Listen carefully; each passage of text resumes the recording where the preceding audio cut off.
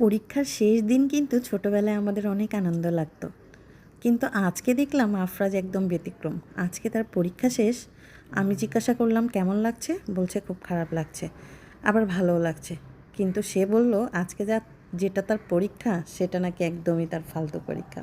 তো যাই হোক, হ্যালো এভরিওয়ান, আসসালামু আলাইকুম। কেমন আছেন সবাই? আশা করি সবাই ভালো আছেন।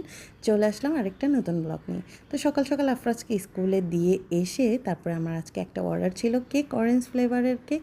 তো এই যে আমি মাশাল্লাহ কেকটা রেডি করেছি, অ্যান্ড আমার জন্য আপনার ভাইয়া একেবারে সবসময় যেই হেল্পটা করে সেটা হচ্ছে আমার এই কেকের যা যা করতে হয়, লেখালেখি মানে আদার্স অনেক প্যাকেটিং, এগুলো সব করা কিন্তু আপনার ভাইয়াই করে। তো যাকে হোক, আলহামদুলিল্লাহ আপনার ভাইয়া কিন্তু এটা পুরো প্যাকেট করে দিয়েছে। তারপরে আমি বললাম চলেন, আমার বেলকুনিতে ছোট ছোট কিছু উস্তা হয়েছে বা করলা, যেটাই বললাম, করলা তো বড় বড়, এটা উস্তাই হয়। তো আপনার ভাইয়াকে বললাম একটু তুলে দেন। তো আসলে আমি ভাবছিলাম যে বাড়িতে যখন যাব তখন সবার জন্য নিয়ে যাব, গ্রামে গেলে তো গ্রামে তো আসেই, তারপরে মনে করেন বেলকুনি বাগান থেকে শখের, সেই জন্য। কিন্তু দেখলাম যে কেমন যেন লালচে লালচে হয়ে যাচ্ছিল, সেই জন্য আসলে এগুলোকে কেটে ফেলা লাগছিল।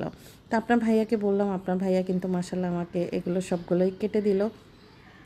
আর বেশ খানিকটাই হয়েছে, যেগুলোই হয়েছে বাচ্চারা তো করলা বা উস্তা এটা খায় না, আমরা দুজনের কিন্তু ভালোই হয়ে যাবে।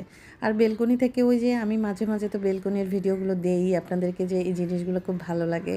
তো আপনার ভাই আমাকে লেবুগুলো দেখাচ্ছে যে লেবুগুলো কাটবে না, আমি বললাম হ্যাঁ কাটবো, তবে আর কয়েকদিন পরে।